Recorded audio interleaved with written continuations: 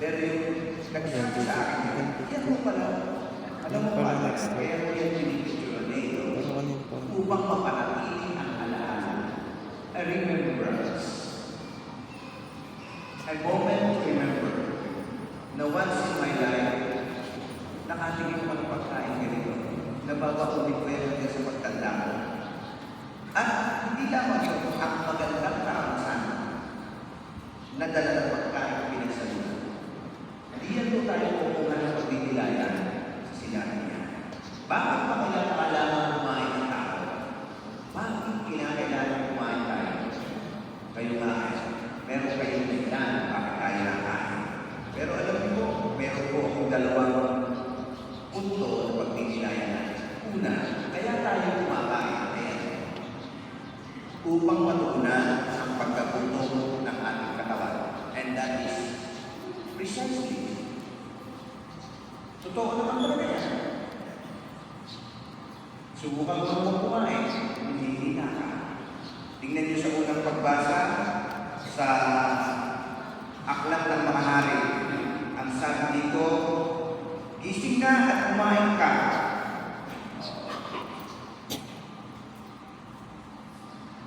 Bumangon ka at kumain nang mapanahuli ang iyong lakas. Kumain siya at uminom at siya'y lumakas.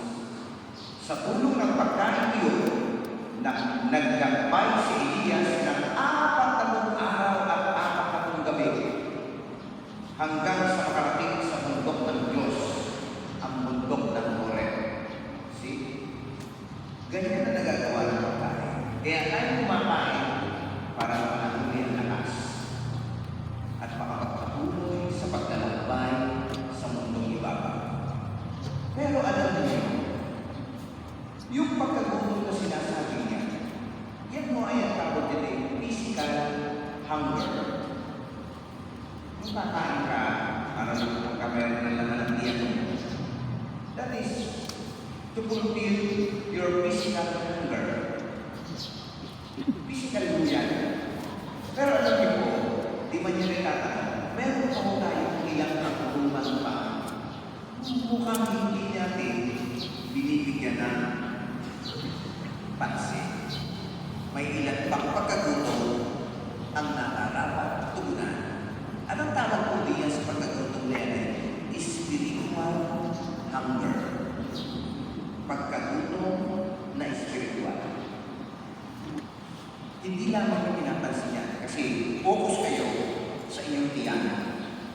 Ay, gutom ako, kakain ako. Pero hindi mo alam, meron ka pa ng pagkagutom na hindi mo pa natutunan. Example,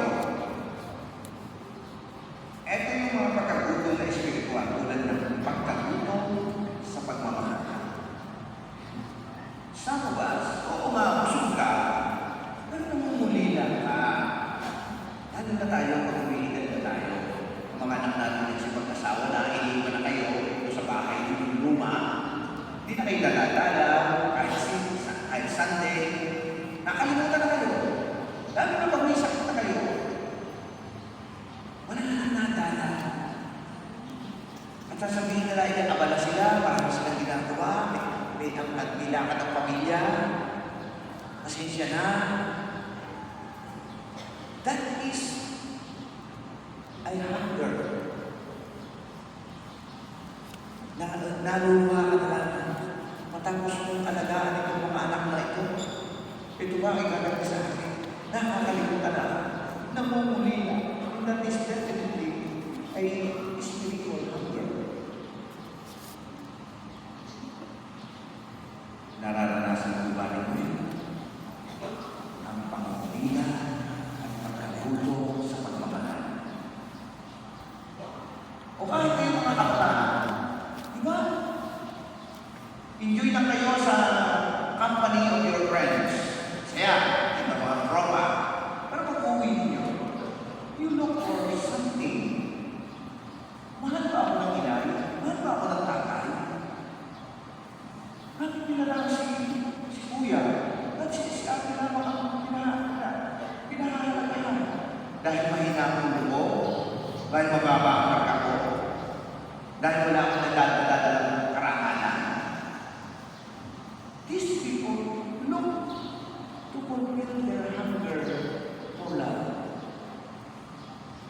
for care. See? Akala tayo ito lang, nagugutom rin. Ay pagkain pinagusok ka. Anong may hinahanap ka pa rin? Unang rin. Nakaranas na ba kayong kumain ng isa? Napakalungkot. Ano bang pagkagutom? Pagkagutom sa katotohanan. A lot of people are looking for truth. Naghahanap sila ng katotohanan. Lalo mo ngayon, in this modern age, katakot ang mga fake news. Yun na lang sa inyong mga pinagkinagigiling mga social media. Minsan, hindi naman tunay, pinabalita sa atin. Online selling, ang ganda ng picture. Pero pagdating sa iyo, akala mo, ang laki-laki ng in-offer mo, pagdating sa iyo, ganyan lang pala kalaki. Nangyari naman sa akin. Akala ko yung baka mura ng ilaw na rin, 350 lang. Order ko, laki, 350 lang. Laki ng ilaw. Kasi, tinatapit ko sa babae ng tindigan. Malaki pa sa kanya. Ang mura naman na rin. Bili ako. Dalawa. Naku. Ay sabi, hindi ko napansin yun. Yung palang babae ng tindigan. Unahan. Kaya pala mas malaki.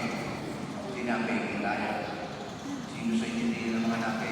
Ganda-ganda ng picture ng pagkain. Pagdating sa inyo, lumno. Saan gustuhan mo? May mura ito. Kaya wala no. Never again. Hindi na ako masyadong binibili ng ganyan unless sinisigurado ko legit at napepeke tayo. And every day, napepeke tayo. Minsan sa bahay natin mismo, napepeke tayo. Kailangan namin na rin. Pera. Tatay, ibili ko ang pera rin. Hindi pa uso ang social media. Marami ng tao ang manluloko. At marami na rin tao ang naloko. Huwag mo sabihin, naloko pa sa pag-asawa mo. Nakakala mo na ako mo ay kabait.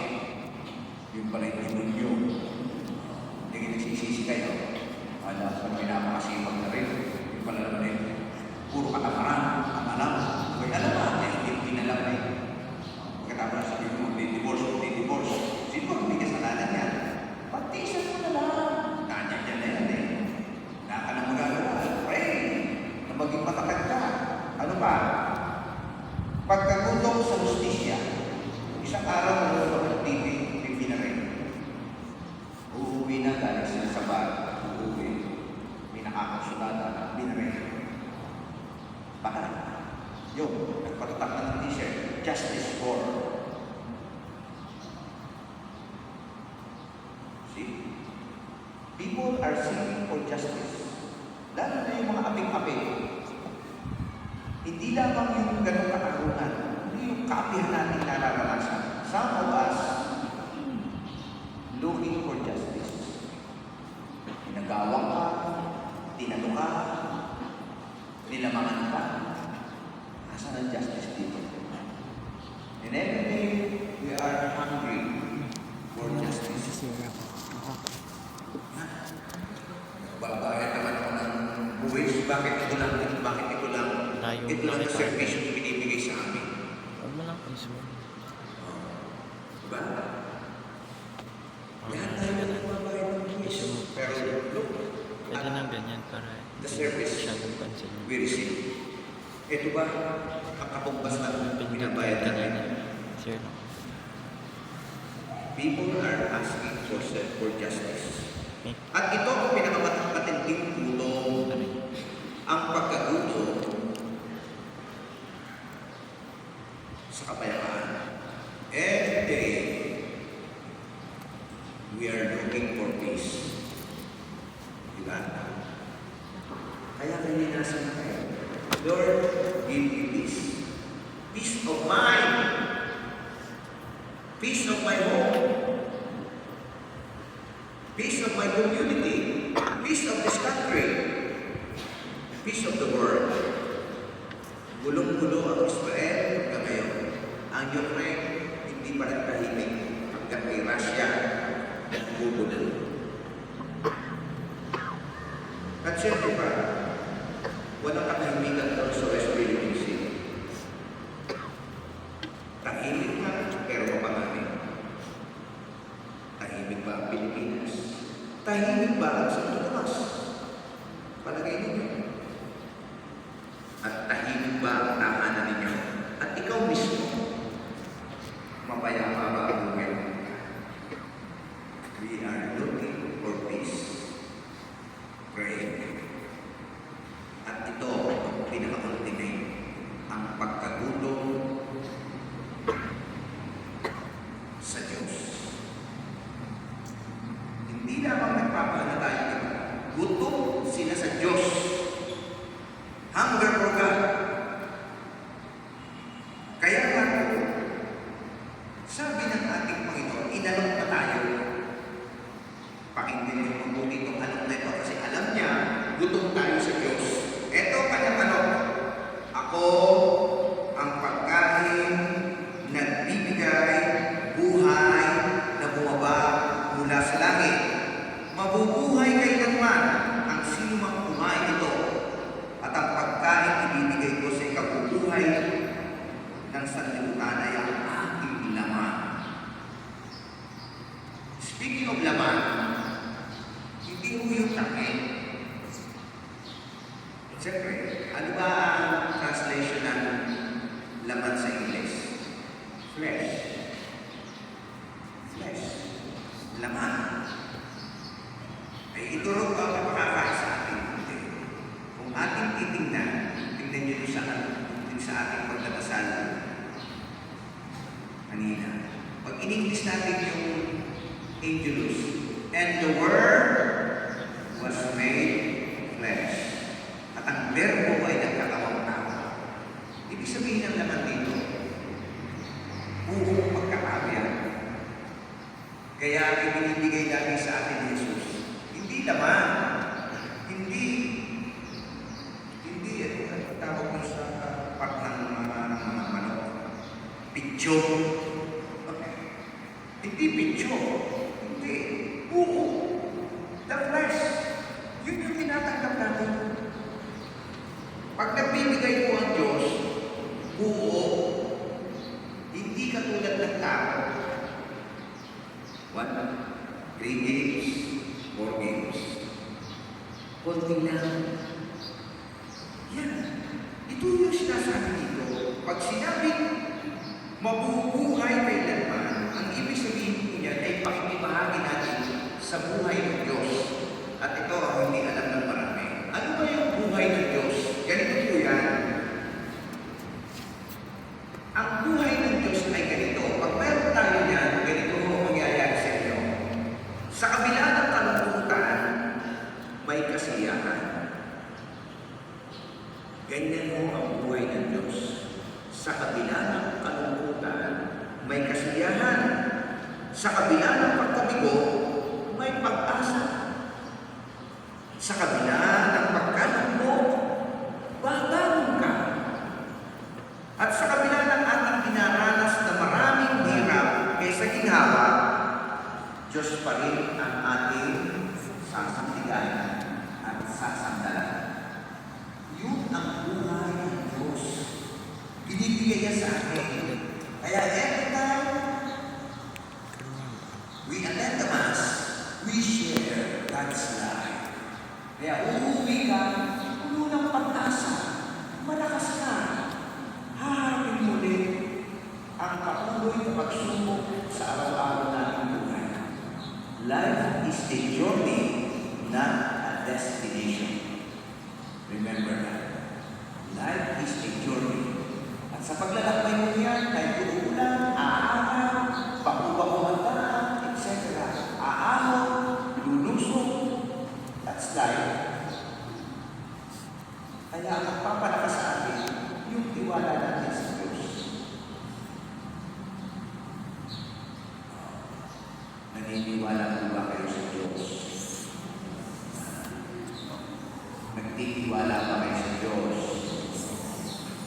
sure you trust Him. Kasi ang iba, pinagtitiwalaan ang kanyang galing, ang kanyang pakta. Doon, tiwala-tiwala. Remember, these things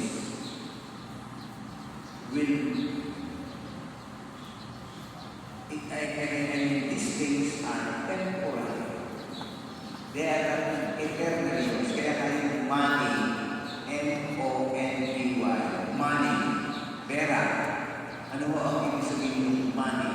Momentarily owned, not eternally yours. See? Galing. Look at that. Money. Momentarily owned. Momentarily. Pansamantala. Not eternally yours. See? Galing na nakaisip mo. Kaya ko yung aking datan ng kape. Sinasabihan ng marami niyang kape. Ay hindi ko yung iniinom. Kapit nga eh. Ang kape, ibig sabihin ka, pangyarihan, hindi pera. Kaya yung mga mahilig sa inyo sa kape, mag-isip-isip. Hindi yan habang buhay, aagawin na sa inyo, o kayo mawawala sa inyo. Bahalang araw. Number 2, so that is number 1. We are still hungry. Not for the food, but for this, yung mga binanggit ko sa inyo. Ang pagmamahal, justisya, kapayapaan, ano ba yung sinabi ko?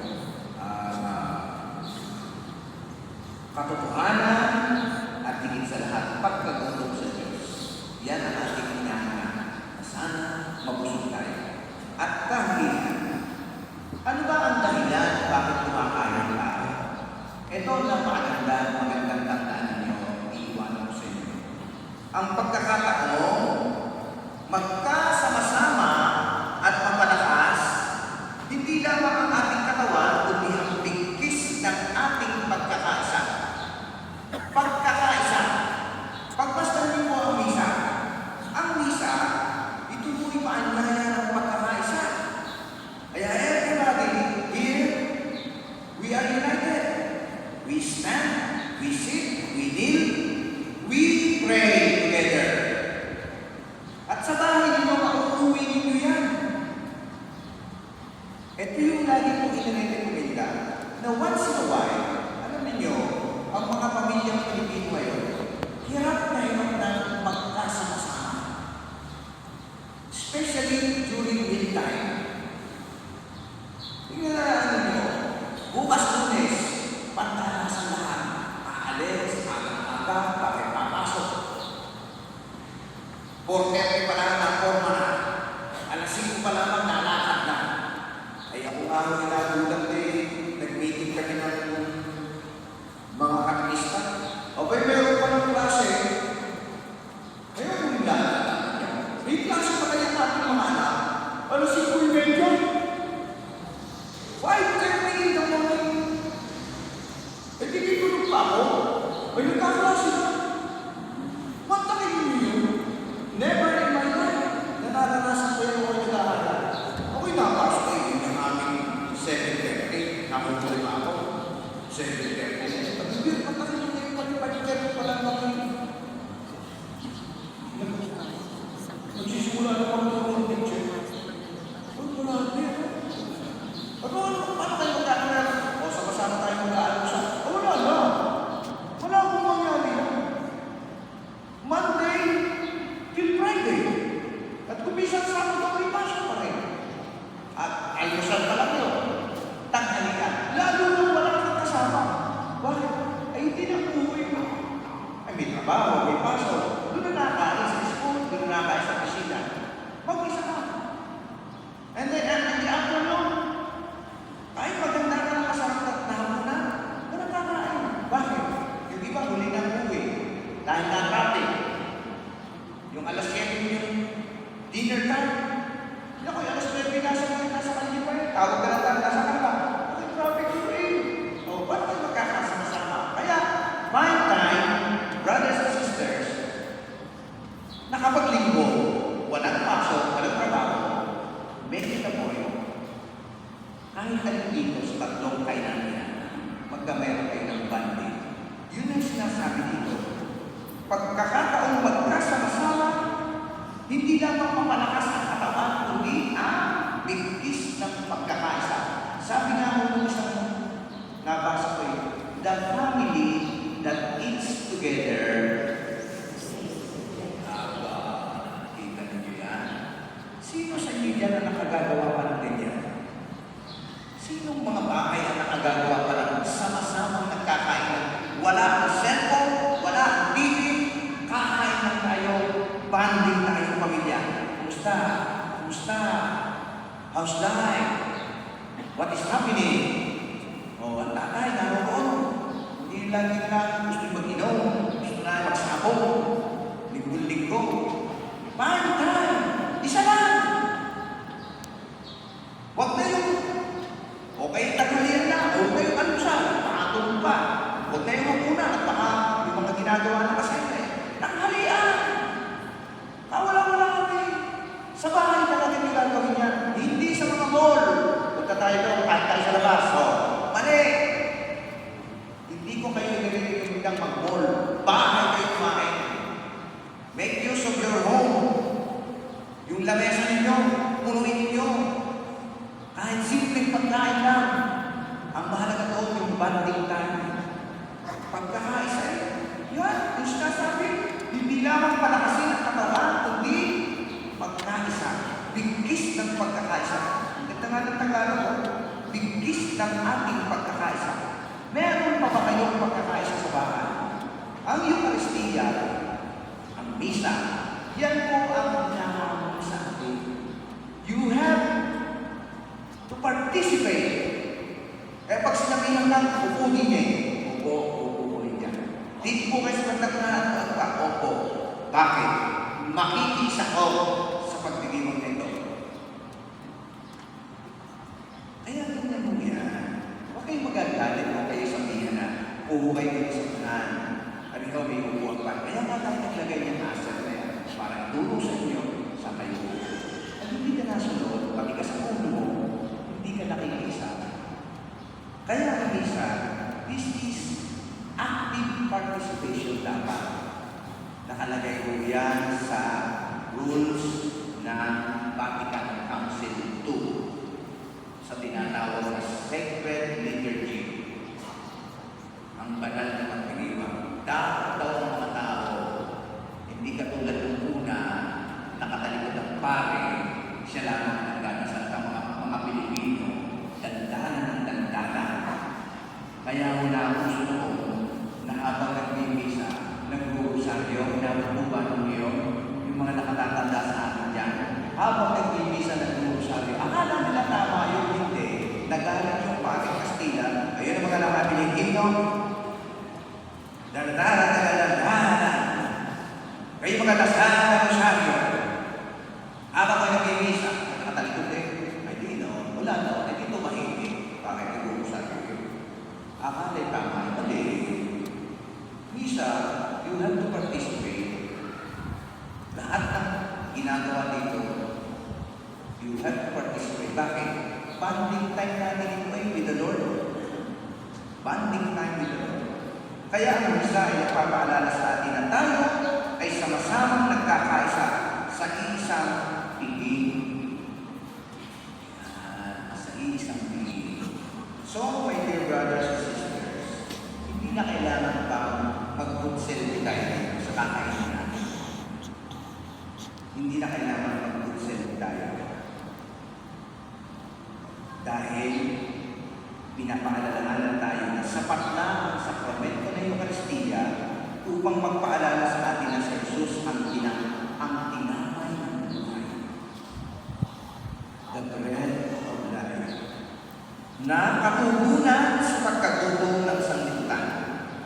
Sapat na ang paalala upang hindi natin makalimutan tayo rin ay biyaya ng Eucharistia sa bawat isa. Yan o.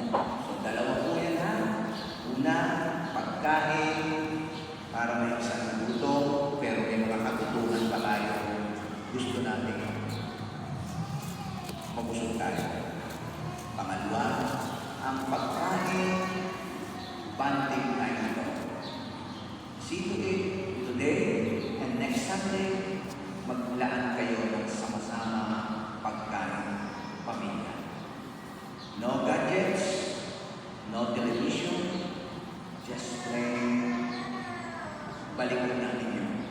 Basic na basic po yan.